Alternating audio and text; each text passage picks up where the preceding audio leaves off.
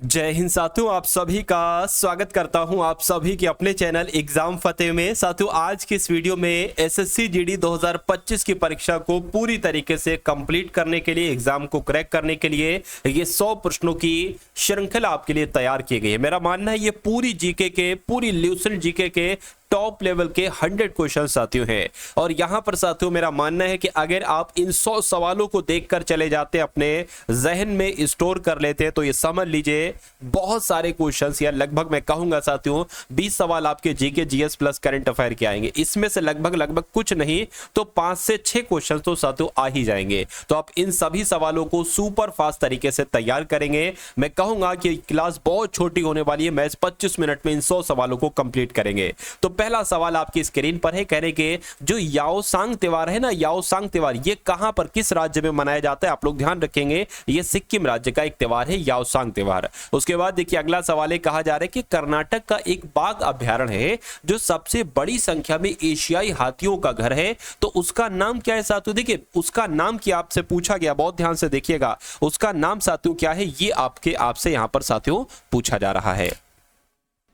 तो आप लोग ध्यान रखेंगे साथियों, नागरहोल बाघ अभ्यारण्य आपसे पूछा जाएगा कि नागरहोल बाघ अभ्यारण्य कहां पर है साथियों? ये कर्नाटक में। कहां पर है? कर्नाटक में है। उसके बाद देखिए अगला सवाल है, कह रहे कि पटाखा किस देश की मुद्रा है साथियों, मुझे बताइए। तो मैं कहूंगा ये तो साथियों मकाऊ देश की मुद्रा है। कहां की मुद्रा है पटाखा? मकाऊ देश की मुद्रा है। नेक्स्ट नंबर का सवाल है, कह रहे कि किस देश का राष्ट्रीय पशु पवित्र गाय है, यानी कि किस देश ने राष्ट्रीय पशु गाय को घोषित किया है? तो मैं कहूंगा नेपाल ने ऐसा किया है, यानी कि नेपाल देश का राष्ट्रीय पशु का नाम क्या है? तो गाय है। ये आप सभी लोगों को याद रखना है साथियों। इन सभी सवालों को अगर आप देख लेते हैं तो मेरा मानना है कि तैयारी में आपकी जोर आ जाएगा और तैयारी में आपके साथियों 4 चांद लग जाएंगे। तो आपने अगर अंतिम रूप से अगर आप दृढ़ निश्चय कर लिया है कि भाई एसएससी जीडी में 39,000 सीटों में से एक सीट अगर आप वाकई में लेना चाहते हैं तो इस चैनल को साथियों सब्सक्राइब कर लीजिए, बेल आइकन पर जरूर क्लिक कर लीजिए, क्योंकि ये समझ लीजिए सिलेक्शन अगर आप पाना चाहते हैं तो अगर चैनल आप सब्सक्राइब कर लेंगे तो आधा सिलेक्शन तो आपका ऐसा ही हो जाएगा। क्योंकि साथियों ये समझ लीजिए फरवरी 2024 में जो परीक्षा हुई थी एसएससी जीडी की, उसमें हजार सिलेक्शन दिए हैं। यहां से एक अपना और भी चैनल है, उसका भी नाम मैं आपको बता दूंगा, वहां पर बहुत सारे सिलेक्शन हुए हैं साथियों।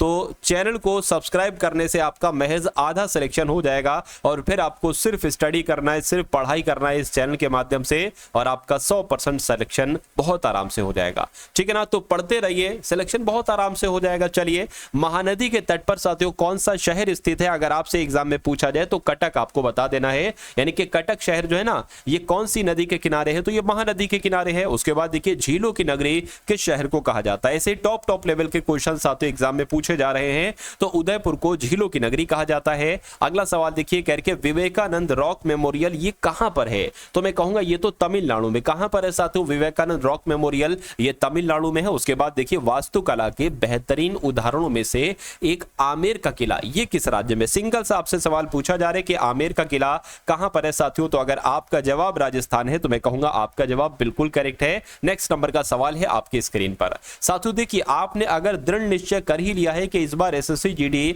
2025 में आपको अंतिम रूप से सिलेक्शन लेना है, तो मैं कहूंगा कि आपको साथियों देखिए जो फरवरी में एग्जाम हुआ था ना, फरवरी 2024 का एग्जाम, क्या आपको इनमें जो रीजनिंग के क्वेश्चंस आए थे कि आपको नहीं मालूम होना चाहिए? बिल्कुल, मैथ के क्वेश्चन भी मालूम होना चाहिए, जीएस के क्वेश्चन भी, हिंदी के क्वेश्चन भी, क्योंकि मैं कहूंगा साथियों रीजनिंग के अब जो 2025 में एग्जाम होगा 90% क्वेश्चन साथियों यहीं से उठाए जाएंगे फरवरी 2024 से। बहुत पुराना मटेरियल नहीं उठाया जाएगा, बिल्कुल लेटेस्ट मटेरियल उठाया जाएगा। मैं कहूंगा मैथ के भी 90% यहां से क्वेश्चंस उठाए जाएंगे, हिंदी और जीके के भी साथियों 80-85% क्वेश्चन उठाए जाएंगे। तो इन सब का सॉल्यूशन आपको दिया जा रहा है। जैसे कि मान लीजिए हिंदी का क्वेश्चन है ना, नीचे 4 ऑप्शन है जैसे एग्जाम में आए थे, और उसके नीचे उस हिंदी का सॉल्यूशन है, आंसर भी है, और उससे संबंधित जो क्वेश्चंस बनते हैं ना 1-2 वो भी वहां पर दे रखे। ऐसे ही साथियों रीजनिंग का क्वेश्चन है, नीचे 4 ऑप्शन है, उसको आप सॉल्व करिएगा, जस्ट उसके नीचे ही उसका पूरा सॉल्यूशन है। तो ऐसे ही साथियों पूरी पीडीएफ आपको दी जाएगी, 20 शिफ्ट्स का सॉल्यूशन यहां पर आपको दिया जा रहा है। तो ये दो पीडीएफ की बात करें साथियों, पीडीएफ आपको सिर्फ 45 रुपए में दी जा रही है। डिस्क्रिप्शन में लिंक है, एसएससी जीडी PDF करके उस लिंक पर जब आप क्लिक करेंगे तो डायरेक्ट आप हमारे इनबॉक्स में आ जाएंगे व्हाट्सएप के। वहां पर साथियों हमारा एक बंदा आपको एक QR कोड देगा, उस QR कोड पर 45 का पेमेंट करके साथियों जब आप बताएंगे कि भाई इस नाम से पेमेंट हो चुका है तो आपको PDF साथियों भेज दी जाएगी। उसको पढ़ लीजिएगा। मैं कहूंगा इस PDF पे साथियों सारा खजाना छुपा हुआ है, इससे बाहर आपका पेपर नहीं आएगा, ठीक है ना। चलिए यानी कि एड्स की अगर बात करते हैं, यानी कि भारतीय एड्स अनुसंधान संस्थान कहां पर है, तो ये महाराष्ट्र में। कहां पर है साथियों, महाराष्ट्र के पुणे में है। उसके बाद देखिए 3 शब्द यहां पर आपको दिए गए, एक दिया गया है साथियों फाइन लेग, एक दिया गया है गली और एक दिया गया मिड विकेट। कह रहे कि इसका इन शब्दों का इस्तेमाल किस खेल में किया जाता है, तो मैं कहूंगा इन सभी शब्दों का इस्तेमाल क्रिकेट के खेल में किया जाता है। राइट आंसर आपका बी के साथ जाएगा। अंतरराष्ट्रीय पृथ्वी दिवस साथियों कब मनाया जाता है, तो ये तो 22 अप्रैल को मनाया जाता है। अंतरराष्ट्रीय पृथ्वी दिवस साथियों कब मनाया जाता है, अंतरराष्ट्रीय पृथ्वी दिवस साथियों 22 अप्रैल को ही मनाया जाता है। ड्रीम्स फ्रॉम माय फादर इस पुस्तक के लेखक कौन है, बहुत पूछा जाता है, तो बराक ओबामा साथियों ड्रीम्स फ्रॉम माय फादर पुस्तक के लेखक हैं। नेक्स्ट नंबर का सवाल है, कह रहे निम्नलिखित विकल्पों में से भारत का सबसे व्यस्त अंतरराष्ट्रीय बंदरगाह कौन सा है, तो मैं कहूंगा साथियों मुंबई बंदरगाह की अगर बात करते हैं ना तो ये सबसे व्यस्त अंतरराष्ट्रीय बंदरगाह है मुंबई। उसके बाद देख लीजिए अगला सवाल है, कह रहे भारत में पशुपालन एवं कृषि के प्राचीनतम साक्ष्य जो प्राप्त हुए हैं वो कहां से प्राप्त हुए हैं, अंजिरा से नहीं, यहां से भी नहीं, यहां से भी नहीं, मेहरगढ़ से प्राप्त हुए हैं। यानी कि आपका right answer option number D के साथ जाना चाहिए। उसके बाद देख लीजिए नेक्स्ट नंबर का सवाल है, देखिए सवाल में कोई दिक्कत नहीं है, सवाल बहुत सभी टॉप लेवल के हैं, ठीक है ना, तो देखते जाइएगा। हर एक चुनिंदा क्वेश्चन है साथियों, मैं कहूंगा ये सभी प्रश्न तराशे हुए प्रश्न है जो आपके एग्जाम में साथियों डायरेक्ट आपको देखने को मिलेंगे। चलिए भाई अब यहां पर अगर बात करें करके कब अंग्रेजी ईस्ट इंडिया कंपनी ने भारत में एक शिक्षा प्रणाली पेश की जिसको वुड डिस्पैच के नाम से जाना जाता है, तो ये काम तो 1854 में हुआ था। 1854 में अंग्रेजी ईस्ट इंडिया कंपनी ने भारत में एक शिक्षा प्रणाली लागू की थी जिसका नाम था वुड डिस्पैच। उसके बाद देखिए अगला सवाल है, कह रहे कि अखिल भारतीय किसान सभा का जो प्रथम सत्र थी ना इसकी अध्यक्षता किसने की थी, तो मैं कहूंगा साथियों स्वामी सहज आनंद ने की थी। किसने की थी, स्वामी सहज आनंद ने की थी। अब उसके बाद देखिए अपने शासन के दौरान अंग्रेज किसानों को मद्रास में कौन सी फसल उगाने के लिए मजबूर करते थे, तो साथियों चावल उगाने के लिए मजबूर करते थे। यह सवाल आपसे एग्जाम में पूछा जा सकता है। उसके बाद देखिए रामकृष्ण मिशन का मुख्यालय कहां पर स्थित है, तो सैकड़ों बार यह सवाल पूछा जा चुका है, लेकिन अगर अब पूछा जाए तो वेलूर ही आपको बताना है। जो पहले आंसर था वही अब आंसर है। तो रामकृष्ण मिशन का मुख्यालय साथियों वेलूर में स्थित है। कह रहे कि किस धर्म सुधारक की मृत्यु ग्रेट ब्रिटेन के ब्रिस्टल में हुई है, बताइए। देखिए ऐसा सवाल अगर आपसे पूछा जाए तो आप लोग ध्यान रखेंगे राजा राममोहन राय एक धर्म सुधारक थे, इनकी मृत्यु ग्रेट ब्रिटेन के ब्रिस्टल में हुई है, यह सवाल आपसे पूछा जाता है। उसके बाद देखिए क्वेश्चन बहुत टॉप लेवल का है साथियों, यानी कि भारतीय पुनर्जागरण आंदोलन के पिता किन्हें कहा जाता है, तो किनको कहा जाता है साथियों, राजा राममोहन राय की अगर बात करते हैं तो राजा राममोहन राय को ही भारतीय पुनर्जागरण आंदोलन का पिता कहा जाता है। अब उसके बाद देखिए कह रहे कि स्वामी विवेकानंद जी का मूल नाम साथियों क्या था, तो इनका जो मूल नाम था ना नरेंद्र दत्त था। क्या नाम था इनका साथियों, नरेंद्र दत्त था, ये आप लोगों को मालूम होना चाहिए। अब उसके बाद देखिए अगले नंबर का सवाल क्वेश्चन आपके स्क्रीन पर देखिए सभी एकदम टॉप लेवल के हैं, यानी कि अगर आपने ल्यूसेंट पढ़ रखी है साथियों, जीके ल्यूसेंट जो आप हर एक बच्चे के पास है, और मैं कहूंगा हर एक बच्चा इसको पढ़ता है, और ये समझ लीजिए जीके के लिए ये साथियों एकदम रामबाण इलाज मानी जाती है। तो अगर आपने ल्यूसेंट की जीके पढ़ रखी है तो इन 100 सवालों को आप करिएगा, इनको कोशिश करिएगा, इनको सभी प्रश्नों को तैयार करिएगा, क्योंकि ये ल्यूसेंट के सबसे टॉप लेवल के क्वेश्चंस है। और कंटेंट की अगर बात करें, कंटेंट में साथियों कोई दिक्कत नहीं रहेगी, कभी भी साथियों कंटेंट से खिलवाड़ नहीं किया जाएगा, यानी कि वही आपको पढ़ाया जाएगा जो आपके एग्जाम में आपको दिखेगा। क्योंकि अब साथियों इतना एक्सपीरियंस हो चुका है, इतना एनालिसिस किया जा चुका है पिछली सभी शिफ्ट्स का कि हाँ भाई ऐसे क्वेश्चंस पूछे जाएंगे, ये आएगा, ये आने की संभावना है, तो सब कुछ आपको पढ़ाया जाएगा। बाकी इस क्लास में एग्जाम फतेह चैनल पर साथियों आपको हिंदी भी पढ़ाई जाती है और जीएस तो पढ़ाई जा रही है, ठीक है ना। उसके अलावा साथियों करंट अफेयर की भी होती है, उसके अलावा रीजनिंग भी और साथियों मैथ भी, यानी कि ये चारों सब्जेक्ट साथियों एक ही क्लास में आपको दिए जाते हैं। इसलिए चैनल को साथियों आप सभी लोग सब्सक्राइब करके बेल आइकन पर क्लिक कर लीजिए। एक वीडियो में इन चारों विषयों का निचोड़ आपको दिया जाता है, पूरा कंप्लीट रिवीजन किया जाता है साथियों सिलेबस का। तो अगर चैनल पर नए हैं तो चैनल को साथियों तुरंत सब्सक्राइब करके बेल आइकन पर क्लिक कर लीजिए, ठीक है ना। और अगर आप ये सेम टू सेम पीडीएफ पाना चाहते हैं ना ऐसी साथियों, ठीक है ना, तब भी आप चैनल को सब्सक्राइब कर लीजिए, वो भी मैं आपको बता दूंगा कि ये पीडीएफ आप पूरी साथियों कैसे पा सकते हैं और बिल्कुल फ्री ये पीडीएफ आपकी रहेगी, बिल्कुल फ्री पीडीएफ आपकी रहेगी। चलिए अब यहां पर अगर बात करें, कह रहे कि महाराष्ट्र का सुकरात किसे कहा जाता है, तो महादेव गोविंद रानाडे को ही महाराष्ट्र का सुकरात कहा जाता है। मुगल काल में पुलिस बल के मुखिया को क्या कहा जाता था, तो इनको कोतवाल कहा जाता था मुगल काल में पुलिस बल के मुखिया को। उसके बाद देखिए निम्नलिखित में से किस मुगल शासक ने अंत तो गतवा मेवाड़ के शासक महाराणा प्रताप सिंह के पुत्र राणा अमर सिंह से एक समझौता किया था, तो किसने किया था साथियों, जहांगीर ने किया था। यानी कि जहांगीर ने ही अंत तो गतवा मेवाड़ के शासक महाराणा प्रताप सिंह के पुत्र राणा अमर सिंह के साथ एक समझौता किया था। उसके बाद देखिए किस शासक की मृत्यु उसके पुस्तकालय की सीढ़ियों से गिरकर हुई थी, तो मैं कहूंगा हुमायूं एक ऐसा व्यक्ति था जिसने एक पुस्तकालय बनवाया था, उसी की सीढ़ियों से गिरकर हुमायूं की मृत्यु हो गई थी। उसके बाद देखिए मुगल शासक के दौरान एक कोतवाल, इसकी सही भूमिका क्या थी, यानी कि जो मुगल काल के दौरान जो कोतवाल था ना, ये इसका काम क्या होता था, क्या युद्ध के लिए सेना का नेतृत्व करना नहीं, राजकोष को बनाए रखना नहीं, राजस्व एकत्रित करना नहीं, साथों कानून और व्यवस्था को बनाए रखना, यही कोतवाल का काम होता था। इसलिए जिनका भी आंसर, जो लोग भी ऑप्शन नंबर डी के साथ है, मैं कहूंगा आंसर आपका बिल्कुल करेक्ट भाई, बहुत बढ़िया, वेरी गुड क्लास। उसके बाद देखिए सवाल आपसे बहुत पूछा जाता है, आपसे पूछा जाता है कि बथुकम्मा उत्सव कहां पर मनाया जाता है, तो ये तो साथियों तेलंगाना में मनाया जाता है। कहां पर बथुकम्मा उत्सव मनाया जाता है, तेलंगाना में मनाया जाता है, इसलिए राइट आंसर आपका ऑप्शन नंबर बी हो जाएगा। चलिए भाई उसके बाद देखिए इस सवाल की अगर बात करें, कह रहे कि भारतीय प्रायद्वीप अरब सागर तक फैला, यानी कि जो भारतीय प्रायद्वीप है ना, ये कहां तक फैला है, तो मैं आपको एक सेकंड में बता देता हूं, ये हिमालय तक फैला है। यानी कि यहां पर क्या आना चाहिए, यहां पर साथियों हिमालय आना चाहिए। मैं कहूंगा भारतीय महाद्वीप हिमालय तक फैला है,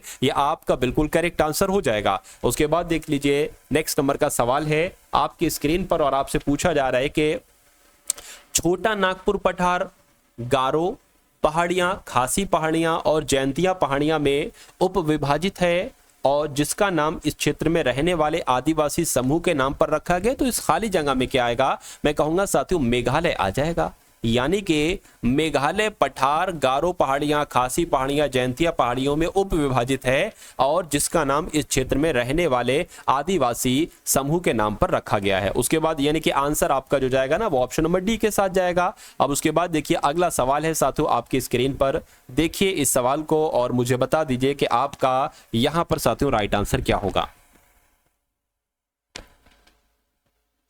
तो कहा जा रहा है कि हिमालय पर्वतमाला को किसमें विभाजित किया गया है, तो आपको मालूम होना चाहिए हिमाचल, हिमाद्री और शिवलिक में विभाजित किया गया। ये सवाल आपसे पूछा जा सकता है। उसके बाद देखिए अगला सवाल है, कह रहे कि भारत का अधिकांश विदेशी व्यापार कैसे होता है, तो कैसे होता है साथियों, जो भारत का ज्यादातर विदेशी व्यापार है ये भूमि और हवाई मार्गों के माध्यम से, भूमि और समुद्री मार्गों के माध्यम से, भूमि हवाई समुद्री प्रत्येक मार्ग के माध्यम से समान रूप से, या समुद्री और हवाई मार्गों से। तो मैं कहूंगा साथियों जो भारत का अधिकांश विदेशी व्यापार है यह समुद्री और हवाई मार्गों के माध्यम से होता है। राइट आंसर आपका जो जाएगा वो ऑप्शन नंबर डी के साथ जाएगा।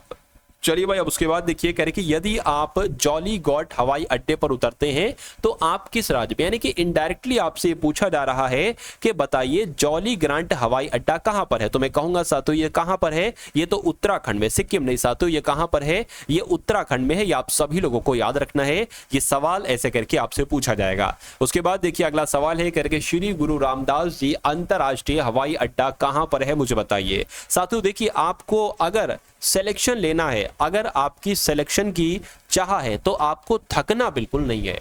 यानी कि अगर आप साथियों पढ़ते पढ़ते थक जाते हो तो मेरा कहना है कि सिलेक्शन से आपको प्यार नहीं है। सिलेक्शन से प्यार तो उसी को है, क्योंकि ये समझ लीजिए अभी आप जितनी मेहनत कर रहे हैं ना, इसकी डबल ट्रिपल मेहनत आपको जॉब लगने के बाद करी जाएगी। तो आप अगर इतनी मेहनत से थक जाओगे तो फिर आप कैसे ड्यूटी कर पाओगे। तो अपने आप को मजबूत बनाइए, आप बैठे बैठे पढ़ते रहिए, अपनी पीठी को साथियों मत दुखाइए, पीठी एकदम स्ट्रेट होना चाहिए, बिल्कुल सीधी होना चाहिए, बिल्कुल झुका हुआ आपको नहीं होना चाहिए, ठीक है ना। मैं कहूंगा अच्छा खाइए, सुबह समय से उठिए, अच्छे तरीके से पढ़िए, ठीक है ना। तो कुल मिला के एक स्टूडेंट लाइफ को अपना एक आइडियल लाइफ बनाइए, एक अच्छी लाइफ बनाइए। इसमें अच्छे काम करेंगे तो एनर्जी खूब भरपूर रहेगी और खूब अच्छे तरीके से साथियों आप पढ़ाई को अंजाम देंगे और अपना सिलेक्शन लें। क्योंकि साथियों जो बंदे होते हैं जो अपना भाई 6 महीने 8 महीने पढ़ के सिलेक्शन ले लेते हैं, और कुछ बंदे ऐसे भी हैं जिनका 2 साल 2.5 साल 3 साल पढ़ के भी सिलेक्शन नहीं हो पा रहा है। उनमें क्या डिफरेंस होता है साथियों, मैं आपको अक्सर बताता रहता हूं, आपको हमेशा अच्छा कंटेंट पढ़ना है, जो कंटेंट साथियों एग्जाम में जिस टाइप के क्वेश्चंस पूछे जा रहे हैं, जो संभावित, यानी कि स्मार्ट स्टडी आपको करना है, बहुत हार्डवर्क आपको नहीं करना है। ठीक है, चलिए खैर अगला सवाल है, और मैं कहता हूं साथियों कि मैथ और रीजनिंग में आपकी ऐसी बना दूंगा कि इसमें पूरे पूरे नंबर आएंगे, यानी कि 40 क्वेश्चन में से 40 क्वेश्चन आपके बिल्कुल सही करवा दूंगा। और फिर रही बात हिंदी में तो साथियों आप महारती हैं और मैं आपको और महारती बना दूंगा, कोई दिक्कत ही नहीं है। चलिए, तो रोज हमारी क्लास होती है साथियों एग्जाम फतेह पर भी, ठीक है, और एक और चैनल है वो भी मैं आपको बता दूंगा, उसको भी जाकर सब्सक्राइब कर लीजिएगा। वहां पर 3 लाख से ज्यादा बच्चे जुड़े हुए हैं साथियों एसएससी जीडी के, ठीक है ना। चलिए, तो श्री गुरु रामदास जी अंतरराष्ट्रीय हवाई अड्डा कहां पर है, अगर आपसे पूछे तो अमृतसर आपको बतला देना है, अमृतसर में है। उसके बाद देखिए अगला सवाल है, कह रहे कि सूर्य के रासायनिक मिश्रण में हाइड्रोजन का प्रतिशत कितना होता है, तो मैं कहूंगा कितना होता है, 71% होता है। आंसर आपका ऑप्शन नंबर ए हो जाएगा। उसके बाद देखिए सूर्य में नाभिकीय ईंधन जो होता है ना, ये क्या होता है, तो मैं कहूंगा जो हाइड्रोजन होता है ना, यही सूर्य में नाभिकीय ईंधन होता है। सही जवाब आपका ऑप्शन नंबर सी के साथ जाएगा। अगला सवाल है, कहा जा रहा है कि पार्थिव ग्रह कौन कौन से हैं, मुझे बताइए। तो पार्थिव ग्रह की अगर बात करें साथियों, बुध ग्रह, शुक्र ग्रह, पृथ्वी ग्रह और मंगल ग्रह, ये सब क्या है, ये सब पार्थिव ग्रह ही तो कहलाए जाते हैं। इसलिए जिनका भी आंसर ऑप्शन नंबर बी के साथ है, आंसर आपका बिल्कुल करेक्ट हो जाएगा। चलिए भाई, उसके बाद देखिए नेक्स्ट नंबर का सवाल है, कह रहे कि निम्नलिखित में से कौन सा ग्रह कठोर सतह वाला नहीं है, यानी कि कठोर सतह वाला तो साथियों बुध है, शुक्र है, पृथ्वी है, लेकिन बृहस्पति नहीं है। तो मैं कहूंगा कठोर सतह वाला ग्रह कौन सा नहीं है, बृहस्पति नहीं है। उसके बाद देखिए अगला सवाल है, कह रहे कि बृहस्पति का अध्ययन करने वाला उपग्रह कौन सा है, बताइए। तो जो बृहस्पति का अध्ययन करता है उसको साथियों वाइजर प्रथम कहा जाता है। क्या कहा जाता है, यानी कि बृहस्पति का अध्ययन करने वाला उपग्रह कौन सा है, वाइजर प्रथम है। अगला सवाल है कि कौन सा ग्रह अपनी धुरी पर घूमते हुए सबसे कम समय में चक्कर पूरा करता है, साथियों बताइए। क्या आपका राइट आंसर यहां पर हो सकता है, फटाफट आप लोग कमेंट करके मुझे बता दीजिए। चलिए, तो अगर आपका जवाब यहां पर बृहस्पति है, मैं कहूंगा आपका जवाब बिल्कुल सही, यानी कि बृहस्पति ग्रह अपनी धुरी पर घूमते हुए सबसे कम समय में चक्कर को पूरा करता है। उसके बाद देखिए कह रहे कि सूर्य से सर्वाधिक दूर कौन सा ग्रह है, तो सूर्य के सबसे नजदीक ग्रह पूछा जाता है तो बुध ग्रह आप बताते हैं, लेकिन सबसे दूर ग्रह अगर आपसे पूछा जाए तो आपको नेपच्यून ग्रह बताना है, यानी कि वरुण ग्रह। अब उसके बाद देख लीजिए अगला सवाल है, कह रहे कि पृथ्वी से सर्वाधिक दूरी पर कौन सा ग्रह है। तो यहां पर अगर साथियों बात करते हैं, देखिए यहां पर सूर्य से सबसे दूर ग्रह कौन सा है, तो नेपच्यून ग्रह है। पृथ्वी से सबसे दूरी पर कौन सा ग्रह, अब पृथ्वी वाला साथियों आपसे यहां पर पूछा जा रहा है, तो पृथ्वी से सबसे दूर साथियों नेपच्यून है, ये आप लोग ध्यान रखेंगे। सौर परिवार के निम्नलिखित ग्रहों में से सबसे ठंडा ग्रह कौन सा है, बताइए। तो सबसे ठंडा ग्रह की जब हम बात करते हैं ना साथियों, तो वरुण ग्रह ही यानी कि नेपच्यून ग्रह ही आपको मालूम होना चाहिए। सौर परिवार के निम्नलिखित ग्रहों में से सबसे ठंडा ग्रह कौन सा है, नेपच्यून ग्रह ही है। उसके बाद देखिए अगला सवाल है, कह रहे कि संयुक्त राज्य अमेरिका में जो मार्क्वेज श्रेणी है ये किस खनिज के लिए जानी जाती है, तो मैं कहूंगा ये तो लौह अयस्क के लिए जानी जाती है। किसके लिए साथियों जानी जाती है, ये लौह अयस्क के लिए जानी जाती है। आंसर आपका डी के साथ जाएगा। उसके बाद देखिए आर्थिक भूगोल किस विषय की शाखा है, तो अगर आपके एग्जाम में साथियों पूछा जाए कि आर्थिक भूगोल किस विषय की शाखा है, तो आपको मानव भूगोल बता देना है। क्या आपको बता देना है साथियों, मानव भूगोल आपको बतला देना है। चलिए भाई, अब उसके बाद देख लीजिए नेक्स्ट नंबर का सवाल आपके सामने कौन सा है, देखिए और मुझे बताइए कि आपका राइट आंसर क्या हो। करके संसाधन संरक्षण के लिए आवश्यक है, तो संसाधन संरक्षण के लिए क्या मानव एवं संसाधनों के मध्य संतुलन स्थापित करना आवश्यक है, मैं कहूंगा बिल्कुल। संसाधनों का विवेकपूर्ण उपयोग करना शामिल है, मैं कहूंगा बिल्कुल। संसाधनों का विकास करना सम्मिलित है, बिल्कुल, यानी कि मैं कहूंगा आंसर आपका जो जाएगा वो ऑप्शन नंबर डी के साथ जाएगा। और जिनका भी आंसर यहां पर ऑप्शन नंबर डी के साथ है, मैं कहूंगा आंसर आपका साथ तो बिल्कुल करेक्ट हो जाएगा। चलिए संसाधन होते नहीं बनते हैं, ये किसने बात कही थी? एक बहुत शानदार बात है साथियों, यानी कि ये कथन किसका है? तो आप लोग ध्यान रखेंगे, ये जिम्मरमैन का कथन है। किसका कथन है? संसाधन होते नहीं बनते हैं, ये साथियों जिम्मरमैन का कथन है। उसके बाद देख लीजिए, कह रहे कि भारतीय संविधान सभा में संविधान के प्रारूप पर प्रथम वाचन कब प्रारंभ हुआ था? तो साथियों कब प्रारंभ हुआ था? 4 नवंबर 1948 से 4 नवंबर 1948 तक, यानी कि 4 नवंबर से 9 नवंबर तक 1948 साल था। इसमें संविधान के प्रारूप पर प्रथम वाचन शुरू हुआ था। प्रथम वाचन कब से कब तक? 4 नवंबर से 9 नवंबर 1948 तक। उसके बाद देखिए सवाल पूछे जाते हैं साथियों एग्जाम में। उसके बाद देखिए कह रहे कि भारतीय संविधान पूर्ण रूप से कब तैयार हुआ? तो मैं कहूंगा 26 नवंबर 1949 को भारतीय संविधान पूर्ण रूप से तैयार हुआ। अगला देखिए कह रहे कि भारतीय संविधान सभा की प्रथम बैठक कब हुई थी? बताइए। तो भारतीय संविधान सभा की प्रथम जो बैठक थी ना, वो साथियों कब हुई थी? देखिए अंतिम बैठक आपसे पूछा, अंतिम बैठक 26 जनवरी 1950 से 2 दिन पहले हुई थी, यानी कि 24 जनवरी 1950 को हुई थी। ये आप सभी लोगों को यहां पर मालूम होना चाहिए भाई। बहुत बढ़िया, वेरी गुड क्लास। अब उसके बाद देखिए करके संविधान को एक पवित्र दस्तावेज किसने कहा था? तो संविधान को एक पवित्र दस्तावेज किसने कहा था? डॉक्टर भीमराव अंबेडकर ने ही संविधान को एक पवित्र दस्तावेज कहा था। नेक्स्ट नंबर का सवाल है, निम्नलिखित में से कौन सा एक भारतीय संविधान का दर्शन नहीं है? तो मैं कहूंगा साथियों कल्याणकारी राज्य ये भारतीय संविधान का एक दर्शन है, ये भी है समाजवादी राज्य, ये भी है, लेकिन साम्यवादी राज्य नहीं है। अब नहीं है साथियों, तो यही आपका राइट आंसर हो जाएगा। उसके बाद देख लीजिए अगला सवाल है, लेकिन इनमें से कौन सा एक कथन असत्य है? देखिए हिमाचल प्रदेश पहले संघ शासित प्रदेशों की सूची में आता था, मैं कहूंगा बिल्कुल। मुंबई राज्य गुजरात और महाराष्ट्र में विभाजित किया गया, बिल्कुल। और साथियों गोवा और दमन द्वीप से अलग किया गया, बिल्कुल। मैसूर राज्य का नया नाम तमिलनाडु था, ये बात मुझे सही नहीं लग रही, यानी कि ये कथन असत्य है। असत्य है तो यही आपका बिल्कुल करेक्ट आंसर हो जाएगा। उसके बाद देख लीजिए कह रहे कि भारतीय संविधान का कौन सा अनुच्छेद व्यक्ति की प्राण एवं दैहिक स्वतंत्रता के संरक्षण से संबंधित है? तो अगर आपसे ये सवाल पूछा जाए तो अनुच्छेद 21 आपको बता देना है, क्योंकि अनुच्छेद 21 में कहा गया, देखिए बहुत सारी चीजें अनुच्छेद 21 में है, जिसमें से एक चीज ये भी है कि व्यक्ति की प्राण एवं दैहिक स्वतंत्रता का जो संरक्षण किया गया है साथियों, वो अनुच्छेद 21 में ही किया गया है। अब उसके बाद देखिए कह के भारतीय संविधान के किस अनुच्छेद में विधि की सम्यक प्रक्रिया के सिद्धांत को शामिल किया गया है? तो मैं कहूंगा किसकी बात चल रही है साथियों, मुझे बताइए अनुच्छेद कौन से, किसकी बात चल रही है साथियों? फटाफट आप लोग मुझे बतला दीजिए। चलिए, तो अगर आपका जवाब अनुच्छेद 21 है तो मैं कहूंगा आपका जवाब बिल्कुल करेक्ट है, यानी कि अनुच्छेद 21 में ही विधि की सम्यक प्रक्रिया के सिद्धांत को शामिल किया गया है। उसके बाद देखिए कह रहे कि भारतीय संविधान का कौन सा अनुच्छेद अपनी पसंद के व्यक्ति से विवाह करने के लिए किसी व्यक्ति के अधिकार को संरक्षण देता है? यानी कि अगर आपको किसी से भी विवाह करना है तो आप कर सकते हो, इसमें कोई आपको नहीं रोक सकता है, बस आपकी एज क्राइटेरिया पूरी होनी चाहिए। और ये बात अनुच्छेद 21 में लिखी हुई है। किस अनुच्छेद में लिखी हुई साथियों? अनुच्छेद 21 में लिखी हुई है। उसके बाद देखिए भारतीय संविधान का कौन सा अनुच्छेद है जो व्यक्ति के विदेश यात्रा के अधिकार को, यानी कि आप विदेश में कहीं भी यात्रा कर सकते हो, ये अनुच्छेद कौन सा कहता है? मैं कहूंगा ये अनुच्छेद 21 कहता है। ये भी अनुच्छेद 21 ये बात कहता है। अनुच्छेद 21 साथियों बहुत पावर इसकी है, बहुत पावर है। अभी तो हमें और आपको बहुत अधिक नॉलेज नहीं है इस अनुच्छेद के बारे में, लेकिन साथियों जो चीजें एग्जाम में पूछी जाती हैं, जिस लेवल तक का एग्जाम में पूछा जाता है, मैं आपको उतनी जानकारी दे दूंगा और उतनी जानकारी आपको मालूम होना चाहिए। चलिए अब अगर बात करते करके संविधान के अनुच्छेद 21 के दायरे में क्या क्या नहीं आता, देखिए मैंने आपको सारी चीजें बताई लगभग जो अनुच्छेद 21 से संबंध में पूछी जाती है। तो आपको बताने कि अनुच्छेद 21 के संबंध में क्या नहीं आता, मैंने आपको अभी बताया कि अपनी पसंद से आप विवाह कर सकते हैं, ये अनुच्छेद 21 में है। आप विदेश में कहीं यात्रा कर सकते हैं, अनुच्छेद 21 में है। जीवन जीने का अधिकार भी अनुच्छेद 21 में है, प्राण एवं दैहिक स्वतंत्रता का अधिकार, लेकिन मृत्यु दंड का अधिकार ये भारत नहीं देता है, अनुच्छेद 21 नहीं देता है। और कुछ देश हैं जो मृत्यु कहते हैं भाई आप सुसाइड कर सकते हो, कुछ देश देते हैं, जैसे कि मेरे ख्याल से शायद नीदरलैंड देता है, ठीक है, लेकिन भारत देश नहीं देता है।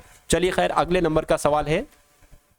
अगले नंबर का साथियों सवाल है कि निम्नलिखित में से कौन भारत के सबसे युवा राष्ट्रपति थे? बताइए। तो नीलम संजीव रेड्डी की अगर बात करते हैं साथियों, भारत के सबसे युवा राष्ट्रपति थे, ये आप सभी लोगों को मालूम होना चाहिए। चलिए भाई अब उसके बाद देख लेते हैं, कह रहे कि भारत के राष्ट्रपति बनने से पहले इनमें से किसे भारत रत्न पुरस्कार से सम्मानित किया गया था? बताइए। तो किसकी बात चल रही है साथियों? एस राधाकृष्णन की बात चल रही है। भारत के राष्ट्रपति बनने से पहले एस राधाकृष्णन को भारत रत्न पुरस्कार से सम्मानित किया गया था। नेक्स्ट नंबर का सवाल है, कह रहे कि निलंबन वीटो प्रयोग की स्थिति में राष्ट्रपति क्या करते हैं। तो मैं कहूंगा जब निलंबन वीटो इस्तेमाल करते हैं ना राष्ट्रपति, तो क्या विधेयक अपने पास रख देते नहीं, क्या बिल को पुनर्विचार के लिए भेज देते। मैं कहूंगा बिल्कुल, जब निलंबन वीटो का प्रयोग करते हैं राष्ट्रपति साहब, तो जो बिल होता है ना, बिल विधेयक, इसको दोबारा विचार के लिए साथियों भेज देते हैं। राइट आंसर आपका बी के साथ चला जाएगा। नेक्स्ट नंबर का सवाल है, कहा जा रहा है कि राष्ट्रपति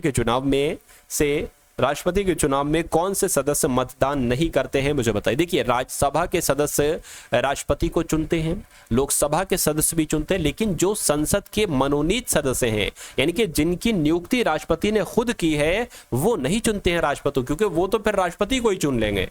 ठीक है ना। तो मैं कहूंगा साथियों आंसर आपका ऑप्शन नंबर सी के साथ जाएगा, क्योंकि मनोनीत सदस्य तो उन्हीं को चुन लेंगे राष्ट्रपति जिन्होंने नियुक्त किया। एक तरीके से कहीं ना कहीं उनका पुराना थोड़ा सा संबंध है। ठीक है, ये जो पुराने राष्ट्रपति हैं वो जो कहेंगे कि भाई इनको चुनो, ठीक, तो मनोनीत सदस्य उसमें भाग नहीं लेते हैं। चलिए, ये इसको निर्वाचक मंडल कहा जाता है, जो उनको वोट देते हैं राष्ट्रपति साहब को। खैर, अगला सवाल है, कहा जा रहा है आपसे साथियों, कह रहे हैं कि जो आपके भारत में दूसरा उच्च संवैधानिक पद होता है ना साथियों, वो कौन सा होता है, ये आपको बताना है। मैं कहूंगा पहला उपराष्ट्रपति का, दूसरा पहला राष्ट्रपति का हो जाएगा साथियों, और दूसरा किसका हो जाएगा, उपराष्ट्रपति का हो जाएगा। तो आपका right answer option number A के साथ जाएगा। नेक्स्ट नंबर का सवाल है, कहा जा रहा है कि उपराष्ट्रपति के शपथ या प्रतिज्ञान संबंधी प्रावधान संविधान के कौन से अनुच्छेद में आपको मिलेंगे। तो मैं कहूंगा अनुच्छेद 69 में मिलेंगे। यानी कि जो उपराष्ट्रपति पद पर ग्रहण से पहले साथियों शपथ लेते हैं, प्रतिज्ञान लेते हैं, इस बात का जिक्र अनुच्छेद 69 में किया गया है। भारत के उपराष्ट्रपति को शपथ कौन दिलाते हैं, उपराष्ट्रपति को शपथ कौन दिलाएंगे साथियों, राष्ट्रपति साहब ही तो उपराष्ट्रपति साहब को शपथ दिलाएंगे। ठीक है ना। तो आप लोग साथियों ध्यान रखेंगे। अब 65वें नंबर का सवाल देखें। इसके बाद साथियों 35 सवाल और बचे हैं बस साथियों, फिर आपके टॉप लेवल के जो क्वेश्चन है ना वो कंप्लीट हो जाएंगे। यानी कि भारत के उपराष्ट्रपति का पद कितने समय के लिए होता है, बताइए। चलिए, तो भारत के उपराष्ट्रपति साथियों, इनका पद जो है ना ये 5 वर्ष के लिए होता है। आंसर आपका ऑप्शन नंबर डी हो जाएगा। उसके बाद देखिए, भारत के उपराष्ट्रपति को पदच्युत करने संबंधी प्रस्ताव पारित किया जाता है। तो कहां पर साथियों ये पारित किया जाता है, मुझे बताइए। क्या कहां पर साथियों ये पारित किया जाता है, ये आपसे इतनी सी बात पूछी जा रही है, तो फटाफट आप लोग कमेंट करके मुझे बतला दीजिए। चलिए भाई, तो देखिए, ये सिर्फ लोकसभा में तो नहीं, केवल राज्यसभा में साथियों ये होता है, प्रस्ताव पारित किया जाता है, इसलिए राइट आंसर आपका डी हो जाएगा। अगला सवाल है, कह रहे कि 1964 में क्या साथियों कहा जा रहा है, 1964 में जवाहरलाल नेहरू की मृत्यु के बाद भारत के कार्यवाहक प्रधानमंत्री कौन बने थे। तो साथियों उस समय कौन बने थे, गुलजारी लाल नंदा बने थे। कौन बने थे, गुलजारी लाल नंदा बने थे। उसके बाद देखिए, भारत के प्रधानमंत्री के सेवानिवृत्त होने की उम्र क्या है, यानी कि भारत के प्रधानमंत्री कब रिटायरमेंट लेते हैं। मैं कहूंगा कभी नहीं लेते हैं, जब तक ये चाहे, जब तक जनता चाहे इनको अपने पद पर आसीन रखती है। चलिए, जब तक ये जीतते जाएं। उसके बाद देखिए, किसने भारत के प्रधानमंत्री के रूप में सबसे अधिक समय तक कार्य किया है। चलिए, तो मैं कहूंगा पंडित जवाहरलाल नेहरू ये भारत के प्रधानमंत्री के पद पर सबसे लंबे अरसे तक बने रहे थे। अगला देखिए, कह रहे भारत के प्रथम गैर कांग्रेसी प्रधानमंत्री कौन थे। तो आप लोग ध्यान रखेंगे साथियों, भारत के पहले गैर कांग्रेसी प्रधानमंत्री कौन थे, मोरारजी देसाई थे। राइट आंसर आपका ऑप्शन नंबर सी के साथ जाएगा। अगला सवाल है, कह रहे भारत के पहले प्रधानमंत्री जिनकी हत्या की गई थी, गोली मारकर जिनकी हत्या की गई थी, उन्हीं के गार्ड्स ने उनकी हत्या कर डाली थी, जो 10 साल पुराने थे उनके गार्ड्स, उन्होंने ही साथियों। तो इंदिरा गांधी आपका राइट आंसर हो जाएगा। इनकी सबसे पहले प्रधानमंत्री के पद पर रहते हुए हत्या की गई थी। उसके बाद देखिए, लाल बहादुर शास्त्री का जन्म कब हुआ था, और इन्हीं के हत्या के विरोध में कई दिनों तक साथियों ये समझ लीजिए बहुत खून खच्चर हुआ है, खून की नदियां बह गई। एक कम्युनिटी थी, मैं नहीं कहूंगा कि वो कौन सी कम्युनिटी थी साथियों, उसने मतलब मार दिया था। तो ऐसा ऐसा समझने लगा था कि भाई वो कम्युनिटी ही गलत है। तो उस कम्युनिटी के जितने लोग उस वहां पर रहते थे ना, उनके साथ बहुत बुरा बर्ताव किया जाने लगा। ठीक है, मुस्लिम नहीं थे, वो हिंदू नहीं थे, वो सिख नहीं थे। ठीक है, चलिए खैर, मैं नहीं कहूंगा। चलिए खैर, लाल बहादुर शास्त्री का जन्म कब हुआ था। ठीक है, लाल बहादुर शास्त्री का जन्म कब हुआ था। तो देखिए, 2 अक्टूबर को महात्मा गांधी का भी जन्म हुआ था। ये तो महात्मा गांधी जी की डेट ऑफ बर्थ है, ये लाल बहादुर शास्त्री जी का डेट ऑफ बर्थ है। उसके बाद देखिए लाल बहादुर शास्त्री का कार्यकाल कब से कब तक भारत के प्रधानमंत्री के पद पर रहा था, मैं कहूंगा 1964 से 1966 आपका राइट आंसर हो जाएगा। उसके बाद देखिए निम्नलिखित में से किस प्रधानमंत्री का कार्यकाल एक बार 13 दिनों का भी रहा, तो अटल बिहारी वाजपेयी का कार्यकाल एक बार प्रधानमंत्री के तौर पर 13 दिनों तक का भी रहा था। निम्नलिखित में से किस अवधि के दौरान मोरारजी देसाई भारत के उप प्रधानमंत्री बने थे, तो आप लोग ध्यान रखेंगे 1967 से 1969 तक की अवधि के दौरान मोरारजी देसाई भारत के उप प्रधानमंत्री रहे थे। नेक्स्ट नंबर का सवाल है करके 11वीं पंचवर्षीय योजना में से संबंधित कारीगरों को marketing support and services scheme के द्वारा सहयोग दिया गया था, बिल्कुल दिया गया था। तो आपको बताने के साथ यहां पर खाली जगह आएगी। 11वीं पंचवर्षीय योजना में हस्तशिल्प, क्या साथियों, हस्तशिल्प से संबंधित कारीगरों को marketing support and services scheme के द्वारा सहयोग दिया गया था। आंसर आपका एक के साथ जाएगा। अगला सवाल है करके उद्योगों का जो विकास किया गया था, औद्योगिकरण को बढ़ाया गया था, ये रणनीति किस पंचवर्षीय योजना का अंग थी, मैं कहूंगा ये दूसरी पंचवर्षीय योजना में ये काम किया गया था। उसके बाद देखिए प्रथम पंचवर्षीय योजना जिसका कार्यकाल आपके सामने है, ये योजना का मसौदा तैयार किस युवा अर्थशास्त्री ने किया था, तो इसका मसौदा के.एन. राज जो सबसे युवा अर्थशास्त्री थे, इन्होंने किया था। चलिए भाई, उसके बाद देखिए स्वतंत्र भारत में योजना बनाने का विचार कहां से लिया गया था, तो स्वतंत्र भारत में योजना बनाने का विचार बॉम्बे प्लान से लिया गया था। कहां से लिया गया था साथियों, आप लोग ध्यान रखेंगे, बॉम्बे प्लान से लिया गया था। चलिए भाई, उसके बाद देख लीजिए नेक्स्ट नंबर का सवाल है करके किस पंचवर्षीय योजना के अंतर्गत समाज के समाजवादी ढांचे की स्थापना का संकल्प लिया गया, तो आपका राइट आंसर यहां पर दूसरी पंचवर्षीय योजना के साथ जाएगा। यानी कि दूसरी पंचवर्षीय योजना के अंतर्गत समाज के समाजवादी ढांचे की स्थापना का संकल्प लिया गया था। अब यहां पर अगर हम लोग बात करें, अब कुछ क्वेश्चंस हम लोग करंट अफेयर के भी देख लेते हैं जो आपके एग्जाम जीडी में पूछे जाने की पूरी संभावना है। उन करंट अफेयर के सवालों को आप लोग देख लीजिए। कह रहे कि किस देश ने हैजा प्रकोप की घोषणा की है, मैं कहूंगा सूडान देश ने हैजा प्रकोप की घोषणा की है हाल फिलहाल में। अगला सवाल देखिए, कह रहे कि कौन से राज्य का ये गांव है मान्याचीवाड़ी गांव, और ये उस राज्य का पहला सौर गांव बन गया है, तो मैं कहूंगा ये कहां पर है साथियों, ये महाराष्ट्र में है। तो महाराष्ट्र का जो मान्याचीवाड़ी गांव है, ये महाराष्ट्र का पहला सौर गांव बन गया है। कह रहे कि किस देश की विदेश मंत्री भारत की आधिकारिक यात्रा पर नई दिल्ली पहुंचे हैं, तो आपका राइट आंसर यहां पर साथियों जापान के साथ जाएगा। यानी कि जापान के विदेश मंत्री भारत की आधिकारिक यात्रा पर नई दिल्ली पहुंचे हैं। नेक्स्ट नंबर का सवाल है, कह रहे हैं साथियों पैतोंग टार्न शिनवात्रा, इसको किस देश का प्रधानमंत्री नियुक्त किया गया है, तो इनको थाईलैंड का प्रधानमंत्री नियुक्त किया गया है। उसके बाद देखिए बैडमिंटन जूनियर चैंपियनशिप 2024 का आयोजन कहां पर किया गया है, तो आप लोग ध्यान रखेंगे बैडमिंटन जूनियर चैंपियनशिप 2024 का आयोजन चीन में किया गया। कहां पर साथियों, चीन में किया गया है। चलिए भाई, करके छठी भारत ऑस्ट्रेलिया समुद्री वार्ता कहां पर आयोजित हुई है, तो ये कैनबरा में आयोजित हुई है। कैनबरा कहां की राजधानी है, मैं कहूंगा ऑस्ट्रेलिया की यह राजधानी है। ठीक है, आंसर आपका जाएगा बी के साथ। उसके बाद देखिए उत्तर भारत की सबसे बड़ी फ्लोटिंग सौर परियोजना ये कहां पर शुरू हुई है, मुझे बताइए। तो ये साथियों ओमकारेश्वर में शुरू हुई। क्या ओमकारेश्वर में ही उत्तर भारत की सबसे बड़ी फ्लोटिंग सौर परियोजना शुरू की गई है। नेक्स्ट नंबर का सवाल है, कहा जा रहा है कि भारत और किस देश ने समुद्री सहयोग बढ़ाने के तरीकों पर चर्चा की है।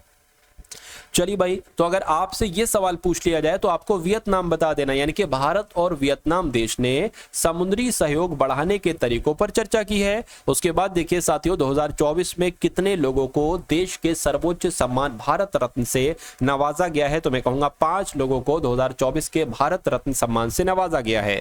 उसके बाद देखिए वर्ष 2024 के लिए पंडित लच्छू महाराज पुरस्कार से किसे सम्मानित किया जाएगा, तो किसे सम्मानित किया जाएगा, पंडित राजेंद्र गंगाबाई को सम्मानित किया जाएगा। यानी कि पंडित लच्छू महाराज पुरस्कार किसको दिया जाएगा, तो पंडित राजेंद्र गंगनबाई को दिया जाएगा। उसके बाद देखिए कह रहे कि मई 2024 में जो कांस फिल्म फेस्टिवल हुए थे ना, इसमें सर्वश्रेष्ठ अभिनेत्री का पुरस्कार जीतने वाली जो पहली भारतीय महिला थी उनका नाम क्या था, तो उनका नाम अनुसुईया सेन गुप्ता था।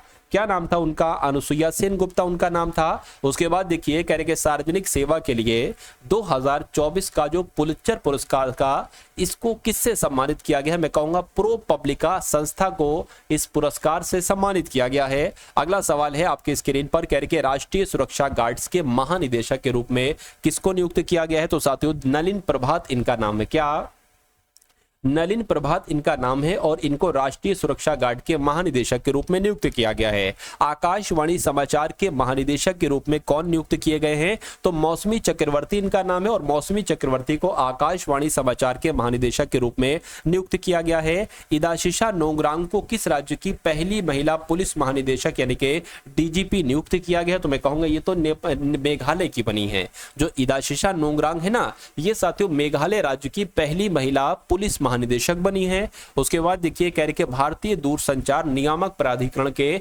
नए सचिव के रूप में किसको नियुक्त किया गया है? तो किसको नियुक्त किया गया साथियों? अतुल कुमार चौधरी को नियुक्त किया गया है। ये आपका बिल्कुल करेक्ट आंसर है। अगला सवाल देखिए कह रहे कि 2024 में जो भारत के नए प्रमुख, क्या नए नौसेना प्रमुख साथियों बने हैं ना, उनका नाम क्या है? तो उनका नाम मैं आपको बता देता हूं, दिनेश कुमार त्रिपाठी उनका नाम है और ये नौसेना प्रमुख के रूप में नियुक्त किए गए हैं। अगला सवाल है कह रहे कि राज्यसभा में सदन का नया नेता किसको नियुक्त किया गया है? तो जेपी नड्डा को ही इस राज्यसभा में सदन का नया नेता नियुक्त किया गया है।